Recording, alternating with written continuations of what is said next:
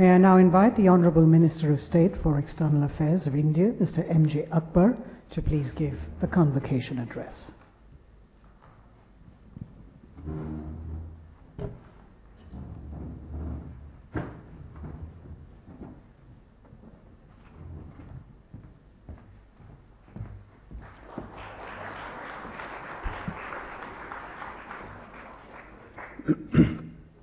Mr. Amjad Hussain Sayal, Secretary General of SAARC, Mr. Deep Kumar Padhya, Ambassador of Nepal to India and Visitors Nominee, Dr. Kavita Sharma, President of this distinguished institution, fellow delegates, and most of all, students. Dr. Sharma, you began by thanking me for being here. It should be the other way around. We should thank you for inviting us. The difference is this, that we on the dais represent the last 32 years of SAARC, and we have just seeing the faces of those who will determine the next 32 years of SAARC.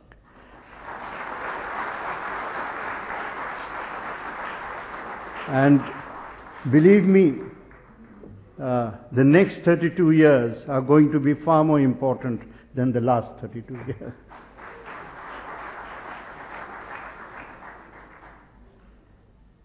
It is a genuine privilege being here. But let me start by congratulating all the students who have at their convocation today.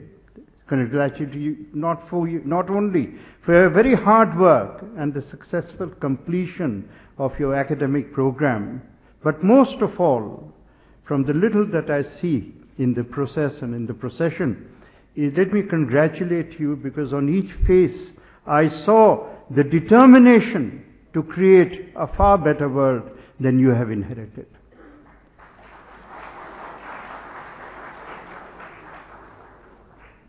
I also take this opportunity to compliment all those who got the degrees, and particularly those who are the SAU gold medalists for their excellent performance.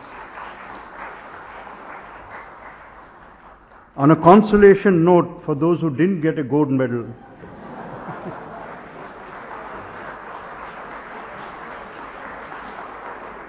I mean, neither did I.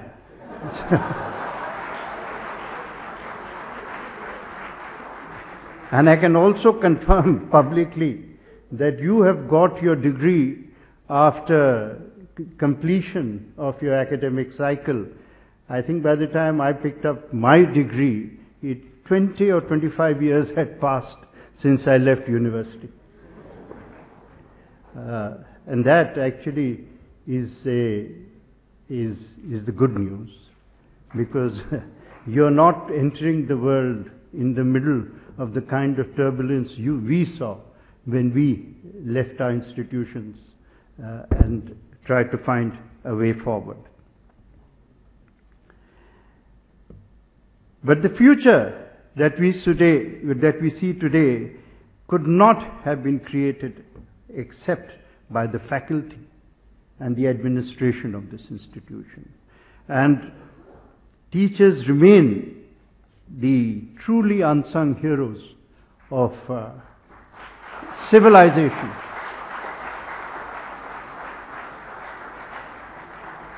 Civilization itself owes most to the guru, to the teacher, right? And whatever they deserve by dakshina is actually far less than society owes them. I would also like to make special mention of the positive role played by the government of Nepal as the SAARC chair and the visitor of the university. It is only appropriate that the ambassador of Nepal to India is the visitor's nominee today. Friends, for us in India, an ancient saying conveys our philosophy: Vidya Dhanam Sarvadhanam Pradhanam. Vidya, knowledge, dhan, wealth, sarva is the Ved and Pradhan is the West. With this university, we sought knowledge for its own sake, of course, but we also wanted to expand our regional horizons to include knowledge of one another in our region. One of the things that I believe we have lost is knowledge of one another. We cannot change history, but we can still change the future of knowledge. History has left us with too many divisions, but knowledge is the answer to barriers and the fruitful seed that flowers into a regional consciousness. Remember one thing about knowledge. The mathematics of knowledge is unique. It is the only thing that increases and multiplies when you give it away. When you hoard knowledge, you subtract and take away something from yourself.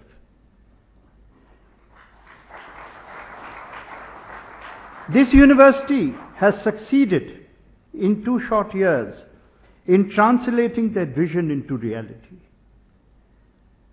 It has already produced about 900 scholars. As noted by our Honorable Prime Minister Narendra Modi at the 18th Summit, SCU today partners with at least one academic institution of excellence in each SAARC country.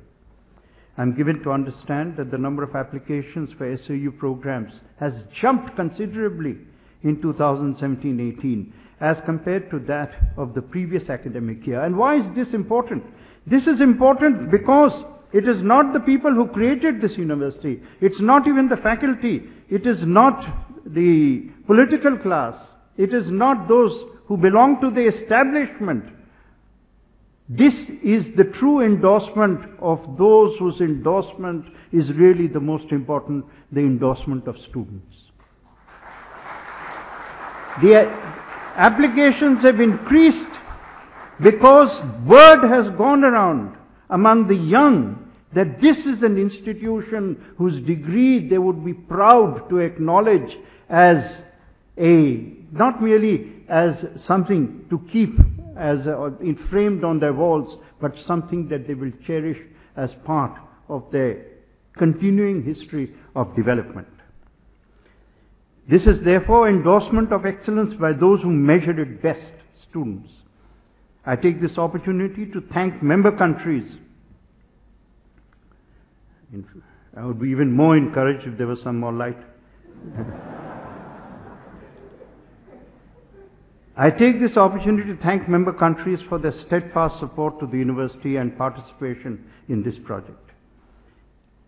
Our institution is hitting critical mass.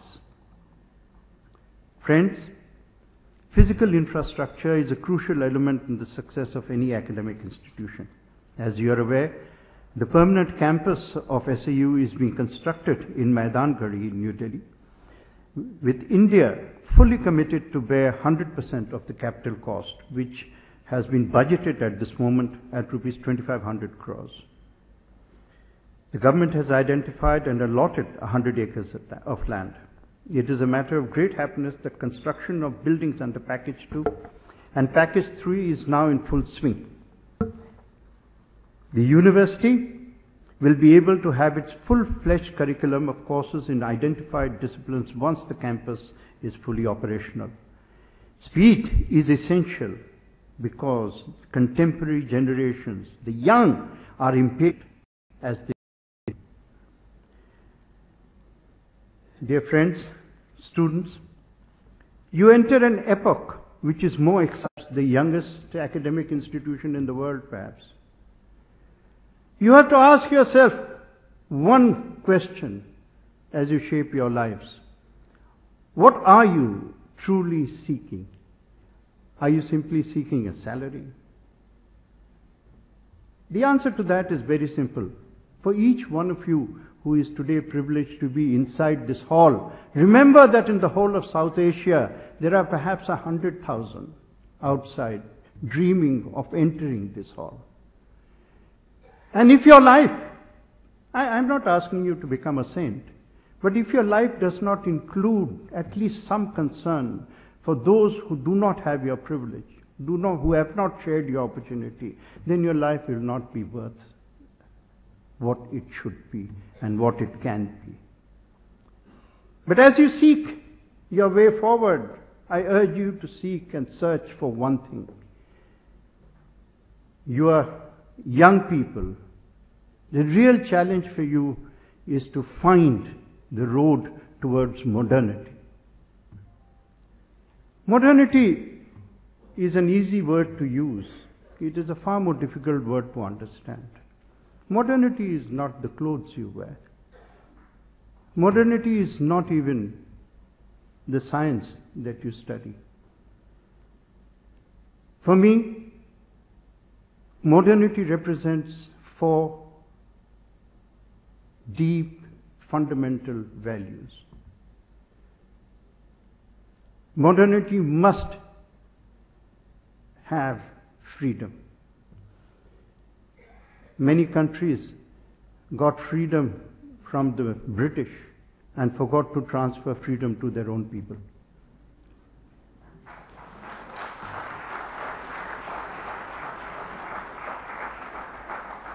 And freedom is not the freedom exercised by governments. That is a small part of freedom. Freedom is the freedom exercised by individuals. That is the freedom that is the most precious freedom that we must preserve, protect, and enhance. Second, we must all belong. We are a sea of faiths, creeds, opinions, voices. We must ensure that we live in societies which believe in faith equality, not in faith supremacy.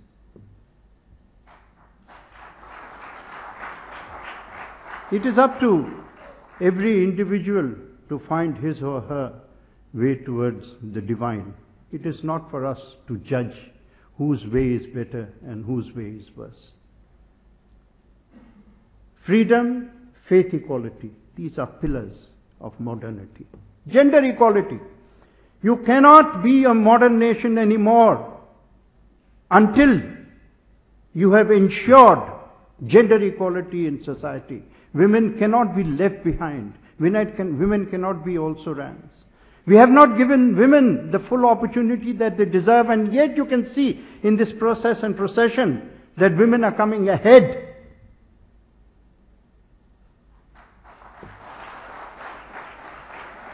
But most important, it is not only the academic opportunity that we give to women that is going to shape our future of modernity. It is the social empowerment and the economic empowerment that is going to determine whether we can truly call ourselves modern, truly call ourselves citizens of the 21st century or not. And finally, the fourth pillar of modernity, it must include economic equity. There is nothing called economic equality. Nobody has ever achieved it, and don't waste your time on it. But there must be. But there must be economic equity. This is what I began. We cannot. This SAARC area has the world's largest population of impoverished people. You cannot ever forget that. Within your lifetimes, within the foreseeable future, within a decade, 15 years, you have to eliminate this inherited curse of poverty. And unless that is done, our lives essentially will remain hollow. But I congratulate you in the hope and in the confidence that you will turn our portion of Asia into a modern region with the liberties, with the freedoms that define modernity, and most of all, achieve the freedom from hunger, freedom from uncertainty that still bedevils so much of us. Thank you very, very much for this moment.